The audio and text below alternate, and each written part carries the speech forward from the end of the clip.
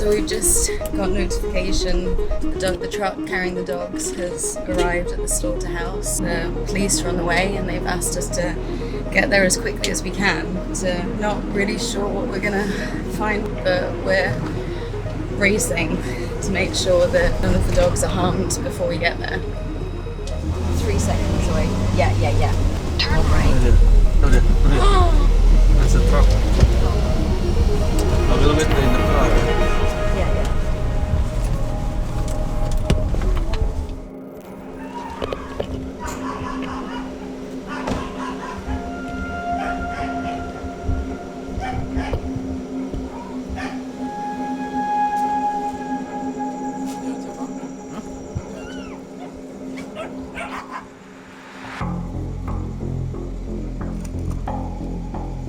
The dogs are all in Hessian sacks and their mouths bound, looking very, very scared.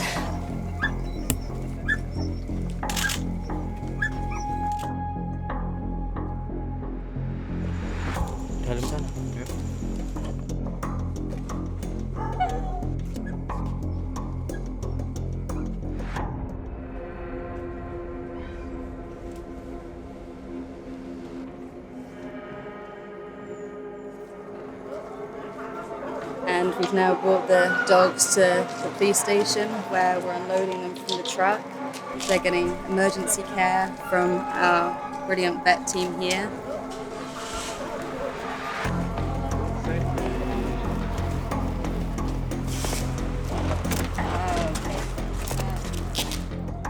A lot of the dogs are in quite bad condition.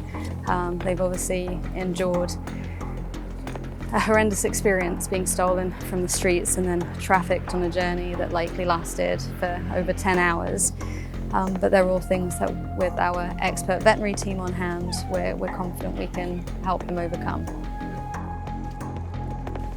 Well, so many of the dogs that came off the truck, and we see this often, were still wearing collars, sign that they at some point were owned.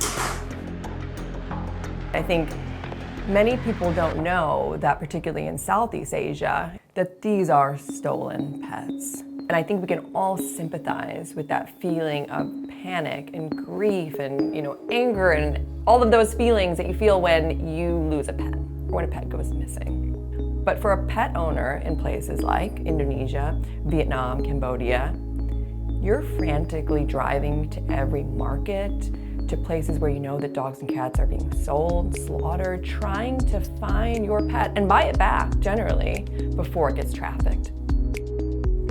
This is affecting not only animal welfare, it's affecting the love and the bond that people have with their animals. It's affecting public health because it undermines rabies control programs throughout the region, particularly in Southeast Asia. More than 98% of cases are mediated dog-related. And so we know that if we are trafficking unvaccinated, unquarantined dogs, that's a public health risk. Also a public health risk to the people that are catching, butchering, trading the dogs. So a lot of people are at risk here.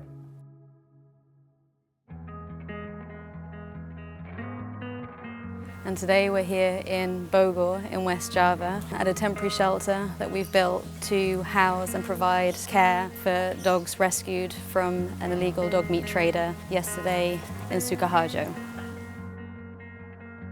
So at the moment we're still preparing the shelter, building up the best facilities we can to make sure that the dogs get all of the care that they need. A lot of them are incredibly skinny and emaciated, so with lots of TLC and good food, hopefully they can overcome this trauma quickly with the right care, which we're committed to providing them with.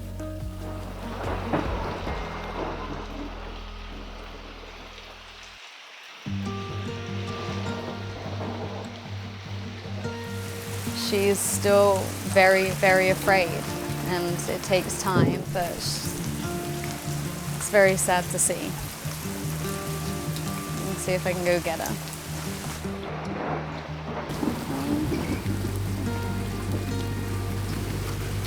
And while some dogs can bounce back quite quickly, you can kind of see the trauma in her, and I think she'll overcome it, but for now, she needs a lot of rest and care. And we have a chance to make up for all of the injustices that were done to her. My biggest hope for these animals is that they forget everything that they've been through.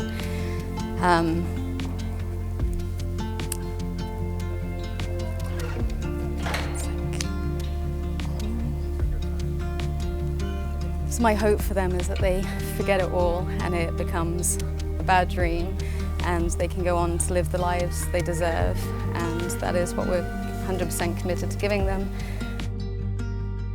Dogs like these represent a wider campaign, and we're committed to ending the dog meat trade and industry globally so that no dog ever have to endure what they did.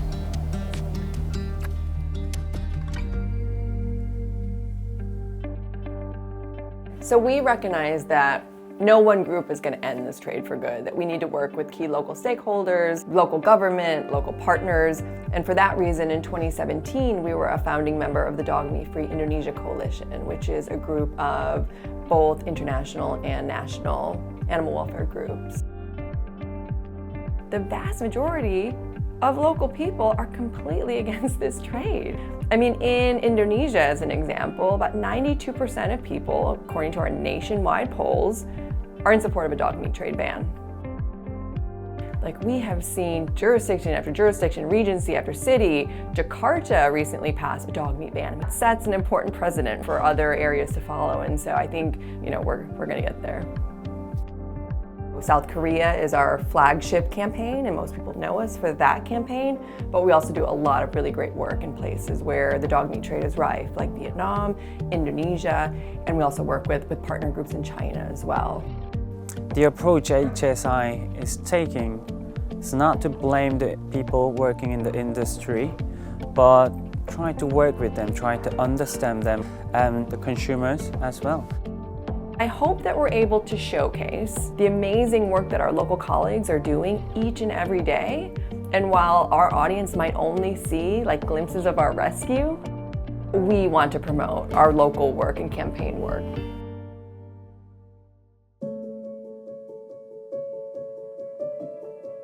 This is Sunshine. She comes from the dog meat trade in Indonesia. She was rescued from a truck packed with dogs.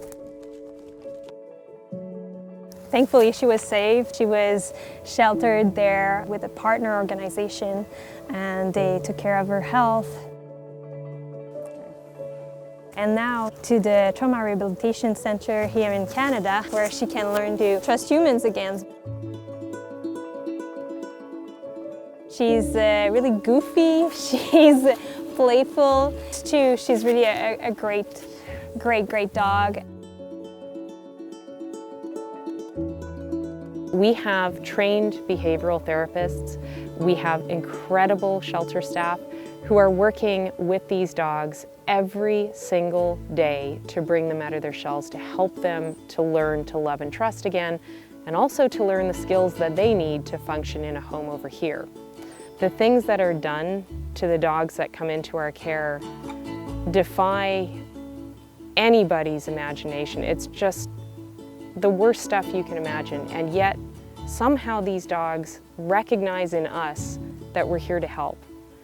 We see it when we go into a dog meat farm, but you can see that moment when they start to sense that we're there to rescue them, that they're going somewhere better. When we bring those dogs here, there's a huge responsibility. We have got to get these dogs to a place where they can actually have a new life. And that means they have to be able to love and trust people again, and they have to be able to function in a home. And that takes a lot of learning for dogs that have been victimized and traumatized for so much of their lives.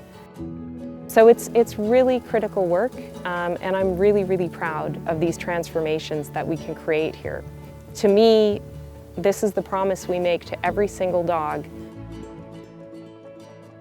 HSI is working all over the world to save some of the most abused and neglected animals from situations of cruelty and distress.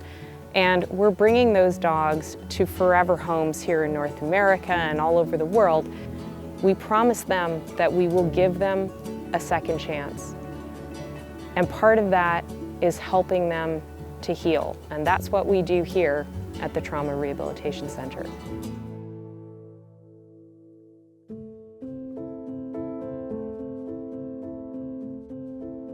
The dog meat trade is one of the most pressing issues in companion animal welfare of our times. People relate with companion animals, and I think it also makes you start to question, like, why do I feel emotional about this and I'm not feeling emotional about more traditional livestock animals? Speaking from a Western perspective, who are we as Westerners and to point the finger at anybody when we have some horrific practices that we need to get cleaned up? We have a great opportunity to keep these animals off the menu for good, and we have a real opportunity to also promote the health and welfare of all animals. Days is the most excited dog of the group. He's always goofing around and his tail is just non-stop wagging. There's no bad days with Dave. Dave is always happy. I think Dave gave me a life lesson about how we can overcome trauma, because it's like he was never on that truck. So no bad days with a dog like Dave. You're just gonna know that life is full of beautiful things.